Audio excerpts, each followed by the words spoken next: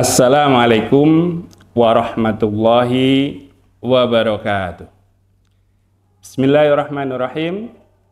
Innal hamdalillah nahmaduhu wa nasta'inuhu wa nastaghfiruh wa na'udzu billahi min shururi anfusina wa min sayyiati a'malina may yahdihillahu fala mudhillalah wa may yudlilhu fala hadiyalah. Asyhadu an la ilaha illallah wa asyhadu anna sayyidana Muhammadan abduhu wa rasuluh la nabiyya ba'dah. Allahumma sholli ala sayyidina Muhammad wa ala alihi wa sahbihi ajma'in, amma ba'du. Hadirin pemirsa sekalian, shaimin dan shaimat yang dirahmati Allah,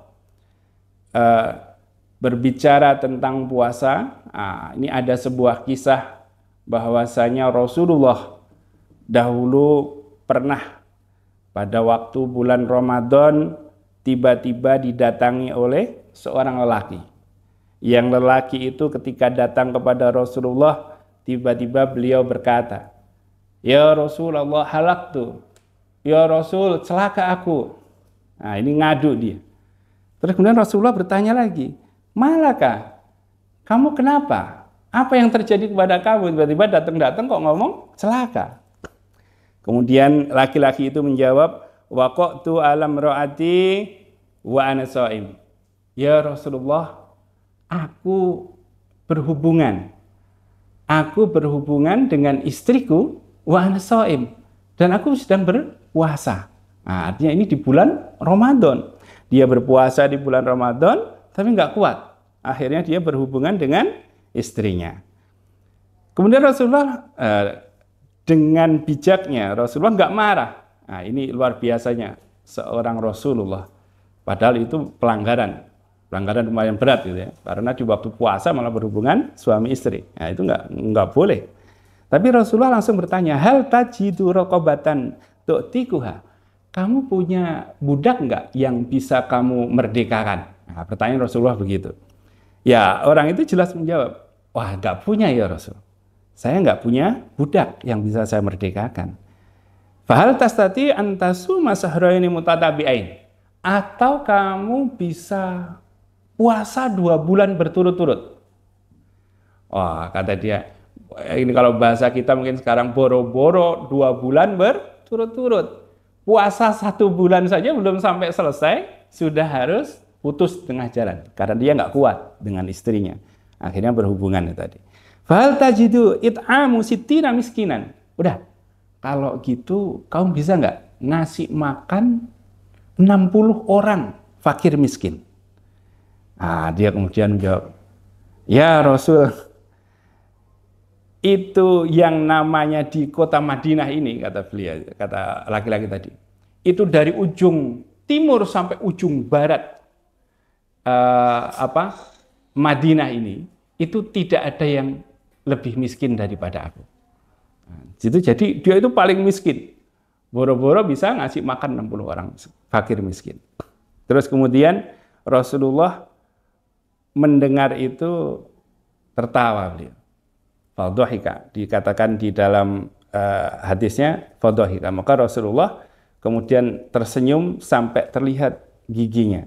Artinya Rasulullah nggak marah, tapi malah beliau luar biasa. Tersenyum sampai kelihatan giginya. Kemudian Rasulullah saat itu kebetulan ada sahabat yang datang dan memberikan kurma kepada Rasul. Artinya ada yang bersedekah. Itu kurma sekeranjang, kemudian Rasulullah ambil. Setelah diambil, kemudian ditanya lagi ke depan tadi, "Mana tadi laki-laki yang bertanya?" Kemudian dia mengatakan, "Saya ya Rasulullah." Rasulullah mengatakan, "Khudha fatasaddaq bih." Nih, ambil sekeranjang kurma ini dan kamu bersedekahlah kepada orang-orang miskin. "A'ala afqara minni ya Rasulullah." Apakah ini aku kasih kepada orang lebih fakir dariku ya Rasulullah? "Fa wallahi ma baina labataiha yuridul harataini ahlul baiti afqaru min ahli baiti." Nah, orang itu kemudian ngomong tadi bahwa ya Rasulullah, nggak ada di Madinah ini yang lebih miskin daripada aku. Rasulullah luar biasa. Rasulullah kembali tersenyum karena ternyata tidak ada yang lebih miskin. Ini orang sudah miskin, kemudian nggak kuat nafsunya, terus kemudian yang harusnya kafarahnya orang ketika membatalkan puasa dengan berhubungan itu harusnya membebaskan budak, nggak bisa juga. Terus kemudian dia harusnya berpuasa 2 bulan berturut-turut, nggak bisa juga. Dia harusnya memberi makan 60 orang fakir miskin, nggak bisa juga. Akhirnya solusinya justru Rasulullah memberikan kurma itu tadi, dan seharusnya kurma itu diberikan kepada orang-orang fakir miskin. Tapi ternyata dia adalah orang termiskin di kota itu. Akhirnya Rasulullah memberikan itu tadi kurmanya dan kemudian mengatakan at'imhu. Ya udah, ini kurma, kasih makan keluargamu aja. Kenapa? Keluarganya yang paling miskin di kota itu. Akhirnya subhanallah, itu orang yang sudah melakukan pelanggaran bukannya kena hukuman, justru malah pulang dengan membawa sekeranjang kurma. Subhanallah, inilah indahnya syariat Islam. Inilah luar biasanya syariat Islam. Islam nggak kaku, Islam nggak galak, Islam itu mudah. Ad-din yusrun. Agama itu mudah. Walaupun juga jangan kemudian dengan kaidah ini kemudian agama itu dimudah-mudahkan. Tidak boleh. Jadi tidak boleh kemudian menggampangkan agama. Apa itu menggampangkan agama? Ngapain puasa sekarang? Udah batalin aja, ntar juga bisa diganti. Ketika tidak ada uzur apapun, tidak boleh mengatakan seperti itu. Kenapa? Ketika tidak ada uzur apapun dan kita tidak mau puasa, naudzubillah, diganti dengan puasa 1 tahun pun tidak bisa terganti. Nah, ini namanya menggampangkan agama.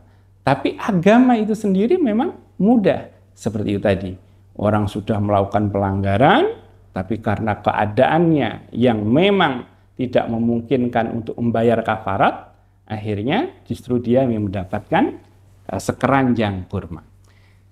Hadirin sekalian yang dirahmati Allah, ini hadis ini pertama faedahnya adalah kita menjadi paham bahwa kalau ada orang yang tidak atau yang membatalkan puasanya karena berhubungan suami istri, maka kafarahnya 3 itu tadi.